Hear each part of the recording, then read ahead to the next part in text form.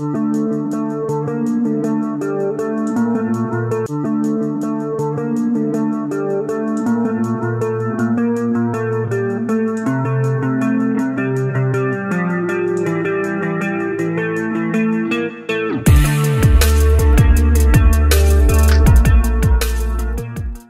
2, Bab 12.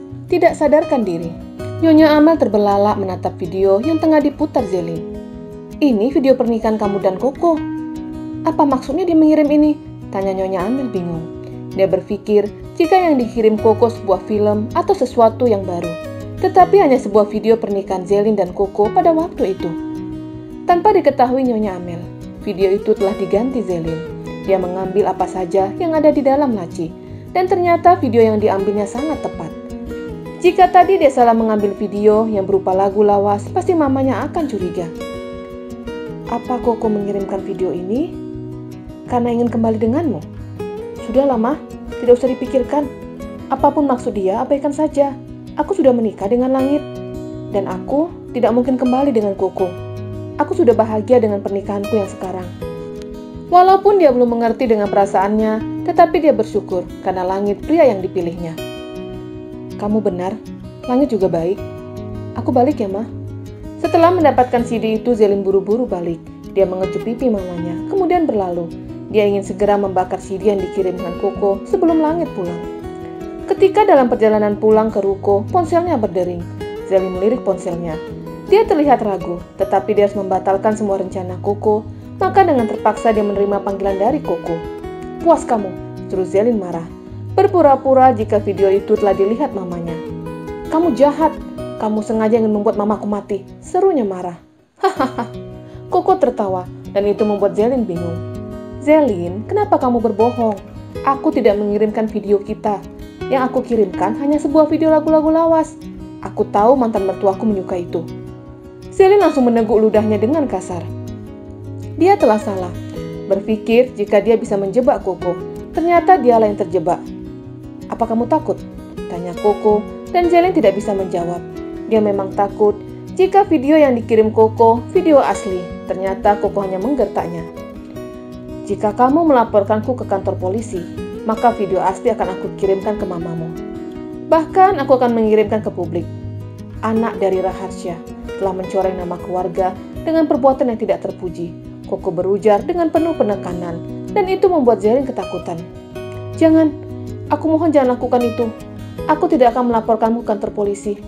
Aku akan menutup rahasia ini, pinta Zelin penuh harap. Baik, jika begitu, temui aku terakhir kali. Apa? Berpikir tidak akan ada pertemuan lagi. Ternyata, Koko masih tetap pada tujuan utamanya. Iya Zelin, aku ingin bertemu kembali denganmu untuk terakhir kalinya. Aku akan menghapus semua video itu tepat di depanmu. Kamu pikir aku bodoh? Kamu ingin mengambil keuntungan dariku lagi? Terserah kamu nilaiku seperti apa. Jika kamu menginginkan video ini, maka temui aku. Jika tidak, maka video ini akan terus ada di tanganku. Koko menutup panggilan itu secara sepihak, hingga membuat Zelin teriak histeris. Aku harus mendapatkan video itu. Walaupun nyawa taruhannya akan aku lakukan. Kerutunya kemudian melajukan mobilnya kembali ke ruko. Aku akan membunuhmu, teriaknya marah. Langit telah sampai di ruko. Ketika dia sampai, Bima langsung menatapnya. Dia merasa kasihan dengan Langit, tetapi dia juga tidak bisa berkata jujur karena permintaan Zelin. Dia juga tidak ingin Zelin dan Langit berpisah hanya karena pria seperti Koko. Jika itu sampai terjadi, maka Koko akan tertawa senang karena rencana untuk memisahkan Zelin dan Langit berhasil. Zelin sayang, seru Langit sembari menaiki anak tangga. Kemudian dia segera ke kamar, tetapi di dalam kamar, dia tidak menemukan istrinya. Bahkan pakaian yang seharusnya sudah berada di dalam koper, sebagian masih berada di lemari. Langit segera menuruni anak tangga untuk menemui Bima. Bim, di mana Zelin? Dia tadi pergi ke mansion. Apa Mama Amel sakit? Tanyanya khawatir. Aku pun tidak tahu. Tetapi harapanku, Zelin dapat menghalangi paket yang dikirimkan Koko pada Nyonya Amel. Batin Bima. Bim, kenapa kamu diam? Langit menatap Bima yang hanya diam, tidak menjawab pertanyaannya. Aku juga tidak tahu. Zelin hanya berujar kalau dia mau ke mansion. Kemudian terlihatlah Zelin datang dengan wajah yang sendu. Zelin, ada apa? Langit langsung memeluk istrinya yang terlihat sangat lemah. Bima pun ikut penasaran dengan wajah Zelin yang sendu. Bahkan Zelin seperti tidak bersemangat. Pikirannya langsung tertuju dengan paket itu. Tetapi tiba-tiba Zelin tidak sadarkan diri. "Zelin!" teriak Langit, dan beruntung dia masih memeluk istrinya. "Bawa Zelin ke atas," ujar Bima yang juga cemas. Langit segera membopong tubuh istrinya ke lantai atas. Bima mengikuti dari belakang. Bahkan pengunjung yang ada di situ ikut melihat Zelin pingsan. Zelin diletakkan Langit di atas kursi yang ada di ruangan itu. Kemudian dia menepuk pipi istrinya dengan lembut. "Zelin?" Langit terlihat sangat cemas. "Apa dia sakit?" tanya Langit yang tatapannya masih menatap istrinya. "Aku tidak tahu." Bima tahu, hanya saja dia tidak bisa berkata jujur. "Bawa saja ke dokter." "Kamu benar." Tetapi pada saat itu Zelin mengejapkan matanya. Langit bernapas lega tatkala melihat istrinya telah sadar. Kemudian Zelin memegang kepalanya yang pusing. "Kamu kenapa?" tanya Langit pelan. "Tidak tahu. Rasanya kepalaku berputar." "Mungkin Zelin terlalu banyak pikiran," timpal Bima. "Apa yang kamu pikirkan? Apa kamu ada masalah?" tanya Langit sembari menatap istrinya. Bima ingin Zelin berbagi cerita ke Langit. Dia tahu Zelin memikul beban yang sangat berat. Walaupun pasti akan terjadi pertengkaran, tetapi setidaknya Zelin berkata jujur. Itu pikirnya. "Tidak ada, aku hanya kelelahan," saut Zelin sembari duduk.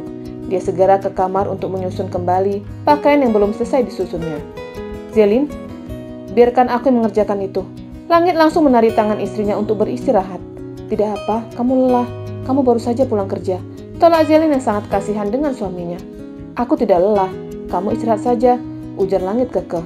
Dia sangat menyayangi Zelin, bahkan karena terlalu sayang, dia tidak ingin istrinya mengerjakan pekerjaan rumah. "Kita kerjakan sama-sama saja. Aku tidak bisa melihatmu melakukan sendiri." "Istirahat Zelin, kamu sudah terlalu lelah," ujar Langit lagi. Zelin pun tidak bisa memaksa. Dia segera keluar kamar untuk beristirahat di kursi yang ada di depan. Terlihat Bima menatapnya. Tatapan mereka kemudian bertemu. "Bagaimana keadaan Nyonya Amel?" tanya Bima pelan. "Mama baik saja," saut Zelin lemas dengan menyandarkan kepalanya di sandaran kursi. Bima pun lega karena ditakutkan tidak terjadi. "Jadi, kenapa kamu terlihat sangat sedih?" "Aku bingung." "Bingung kenapa?" tanya Bima sembari melirik pintu kamar. Dia khawatir Langit mendengar percakapan mereka. Dia akan menghapus video itu, tetapi dengan syarat. "Zelin?" panggil Langit dari dalam kamar. "Aku harus ke kamar, nanti kita bicara lagi." Zelin segera menghampiri suaminya di kamar. Bima pun turun ke lantai 1. Dia kembali beraktivitas seperti tadi. Dia memikirkan masalah yang tengah dihadapi Zelin. Bisa saja dia tutup mata berpura-pura tidak tahu, tetapi kenyataannya dia tahu cerita itu. Sebagai saudara, dia tidak bisa hanya berdiam diri. Maka dia terus berpikir untuk mencari solusi atas masalah Zelin. "Pasti kakak bisa membantu," gumamnya. Jam 9 malam, Langit turun untuk membantu Bima. Dia segera berdiri di belakang meja barista dan mulai meracik kopi pesanan pengunjung. "Kamu lelah, istirahat saja," ujar Bima. Tetapi itu diacukan Langit. "Kamu mau pindah?" tanya Bima lagi, berpura-pura tidak tahu. Koper itu?" tanya Langit balik, lalu Bima mengangguk. "Sebenarnya, aku ingin memberikan kejutan untukmu. Tetapi karena kamu sudah tahu, ya sudah, aku katakan saja sekarang. Aku dan Zelin telah membeli rumah, dan rencananya besok kami akan pindah." Bima mangut berpura-pura baru tahu kabar itu, padahal dia sudah tahu kabar itu dari Zelin. "Aku turut senang. Terima kasih," sahut Langit senang karena mereka akan segera menempati rumah baru. Dan harapannya di rumah baru itu ada kabar baru buat mereka, yaitu kabar kehamilan Zelin. "Sebaiknya nanti carikan asisten rumah tangga untuk membantu-bantu Zelin. Kalau perlu tukang kebun juga," Bima memberikan saran semata-mata untuk melindungi Zelin. "Iya, pasti. Zelin akan meminta asisten rumah tangga kepada mamanya. Tetapi kalau tukang kebun seperti tidak perlu. Taman di rumah kami tidak terlalu besar. Aku bisa mengerjakan itu. Tetapi ada baiknya siang hari ada pria di dalam rumah kamu." "Kenapa?" Langit menoleh dan menatap Bima. Dia bingung dengan ucapan Bima. "Tidak ada. Sekarang banyak terjadi perampokan. Hanya untuk berjaga-jaga saja." "Kamu saja tidak memberikan tukang kebun di rumah." Bima terdiam. Dia memang tidak mempunyai tukang kebun, hanya asisten rumah tangga yang ada di rumah untuk membantu pekerjaan pelangi. Kemudian Bima melirik jam di dinding. "Aku izin pulang cepat," ujar Bima yang ingin segera menemui kakaknya. Karena sudah ada Langit, maka dia bisa pergi meninggalkan kafe. "Mau kemana?" "Pelangi, bebek saja kan?" tanya Langit. "Pelangi, bebek saja. Aku hanya mau menemui Kak Meni. Sudah lama aku tidak melihatnya." Kalian satu perumahan, tetapi seperti beda benua, singgir langit. Kamu benar, aku pergi dulu. Bima segera berlalu. Dia harus segera menyelesaikan masalah Zelin. Menurutnya, hanya kakaknya yang bisa berbicara kepada Koko. Dia tahu kakaknya dan Koko pernah menjadi sahabat, dan harapannya semoga berhasil. Sampailah Bima di kediaman kakaknya. Kevin yang pada saat itu sedang duduk di beranda terlihat bingung. Ada apa, Bim? Tidak pernah kamu datang malam begini? Tanya Kevin heran. Iya, Kak. Aku rindu dengan Kak Menik. Kak Menik mana? Ada di kamar. Masuk. Ajak Kevin dan segera masuk ke rumah. Dia segera menghampiri istrinya yang tengah menemani anak mereka tidur. Bima datang, bisik Kevin. Jam begini? Tanya Menik sembari menatap jam yang menunjukkan jam 9:30. Menik segera keluar dari kamar anaknya dan Kevin yang menggantikannya untuk menemani anak mereka tidur. Ada apa, Bim? Tanya Menik sembari menggulung rambutnya. Kamu gak kerja? Tanyanya kemudian duduk di samping adiknya. Kerja, tetapi aku pulang cepat. Apa ada masalah? Apa kamu bertengkar dengan Pelangi? Tanyanya heran dengan kehadiran adiknya malam-malam. Enggak, aku kesini hanya ingin mengobrol saja. Malam-malam? Karena kalau untuk mengobrol, bisa dilakukan siang hari. Karena Bima tidak bekerja pada siang hari, itu pikirnya. Iya, Kak. Ya sudah. Tetapi Bima bukanlah bicara, melainkan diam. Lalu tatapan Bima mengarah ke pintu masuk menuju ruang tamu. Kamu lihat siapa? Menik ikut menatap ke arah tatapan adiknya. Kak, bisa rahasiakan masalah ini. Rahasiakan? Apa yang terjadi? Apa kamu melakukan kejahatan? Cek. Kakak ini. Kenapa pertanyaan seperti itu? Kesannya aku seperti penjahat saja. Gerutu Bima. Ya, habisnya kamu bicara pakai kata rahasia. Jadi wajar dong kakak berbicara seperti itu. Kak, kita bicara di luar saja. Ajak Bima, kemudian keluar rumah. Menik mengikuti adiknya dan mereka duduk di beranda dengan mengarah tepat ke rumah Zira. Tetapi rumah itu sekarang kosong, hanya ditempati asisten rumah tangga. Ada apa? Kakak masih berkomunikasi dengan Koko? Tidak, kakak sudah lama tidak berkomunikasi dengan Koko. Sejak Zelin dan Koko bercerai, kakak jadi jarang berkomunikasi. Memangnya ada apa? Bima diam. Dia bingung cara memulai pembicaraan itu. Mengatakan langsung akan membuat kakaknya syok. Kakak tahu penyebab perceraian Koko dan Zelin? Tidak, kakak tidak tahu. Dan kakak juga tidak mau tahu, karena itu aib. Bima setuju dengan pendapat kakaknya. Jadi begini. Bima kembali diam. Aduh Bim, kalau kamu diam lagi mending pulang. Kakak ngantuk, serunya marah. Jadi, sebenarnya Koko masih mengharapkan bisa kembali dengan Zelin. Kamu jangan suka ngomong asal. Tidak mungkin Koko mengharapkan hubungan yang sudah diputusnya sendiri. Dia yang sudah menjatuhkan talak ke Zelin, dan dia mau balik. Apa itu namanya nggak waras? Seru Menik. Tetapi kenyataannya seperti itu. Hah? Menik langsung mengerutkan dahinya. Jangan sembarang, Bim. Kamu itu orang luar. Tidak baik berkata seperti ini. Jangan buat asumsi yang membuat semua berpikir itu benar. Itu benar. Zelin sendiri yang berujar padaku. Mendengar nama Zelin disebut, membuatnya langsung percaya. Kenapa dia mau balik? Bukannya dia yang memilih menceraikan Zelin? Menik bingung. Karena dia masih cinta dengan Zelin. Bagaimana tanggapan Zelin? Dia tidak mau. Bagus. Zelin sudah membuat keputusan yang tepat. Suaminya sekarang adalah Langit. Dan fokus saja dengan hubungannya. Koko hanya masa lalu. Ya sudah, itu saja kan? Bima menggeleng. Koko mengejar kembali cinta Zelin. Dia ingin merebut Zelin kembali. Gila dia. Iya, dia memang gila. Sampai Bima diam. Sampai apa? Desak Menik penasaran. Aku mohon rahasiakan ini termasuk Kak Kevin. Kemudian Menik mengangguk. Beberapa hari yang lalu Koko membuat Zelin hingga tidak sadarkan diri. Dan kakak tahu apa yang dilakukan Koko. Dia menyetubuhi Zelin. Apa? Sontak Menik berdiri dan menutup mulutnya rapat. Bim, jangan menfitnah, ini tidak baik. Menik kembali duduk. Ini bukan fitnah. Kejadian itu sudah terjadi beberapa hari yang lalu. Awalnya aku curiga karena Koko terus-terusan menghubungi Zelin. Tetapi siang ini aku melihat Koko di ruko. Dia mengganggu Zelin. Bima menceritakan semua yang sedang dialami Zelin. Menik mendengar itu sampai menggelengkan kepala. Dia seperti tidak percaya jika Koko yang dulu sangat baik telah menjadi pria jahat. Kasihan Zelin. Dia tidak tahu kalau aku mengatakan ini kepada kakak. Kalau Zelin tahu, pasti dia akan malu dan marah padaku. Jadi, jika kakak bertemu dengannya, bersikaplah seolah-olah tidak tahu, ujar Bima dan Menik mengangguk. Sebenarnya, masalah ini bisa diselesaikan jika Zelin berkata jujur ke Langit. Aku pun sudah berkata seperti itu, tetapi Zelin takut Langit menceraikannya. Dan yang dia takutkan, Koko menyebarkan video itu. Nama baik keluarga Raharsha akan dipertaruhkan di sini. Manik menghembuskan nafasnya secara kasar. Dia merasa kasihan dengan Zelin. Zelin seperti buah si malakama, di sana kena, di sini kena. Jadi, kedatanganku ke sini ingin meminta bantuan kakak. Manik langsung menolehkan kepalanya. Aku tahu kakak pernah menjadi sahabat untuk Koko.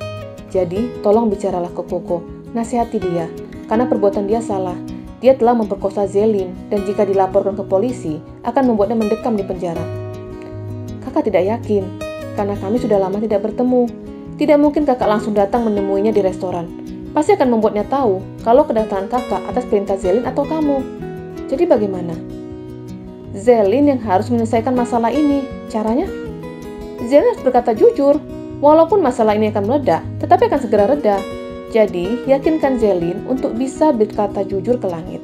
Beri dia keyakinan dan dukungan untuk mengatakan itu ke Langit. Dia adalah korban, dan kakak tahu pasti dia stres dengan tekanan yang diberikan Koko. Kakak benar. Aku akan meyakinkan Zelin untuk berbicara ke Langit. Semoga dia memiliki keberanian. Wanita itu rapuh, wanita mudah terluka, dan mudah pula sembuh.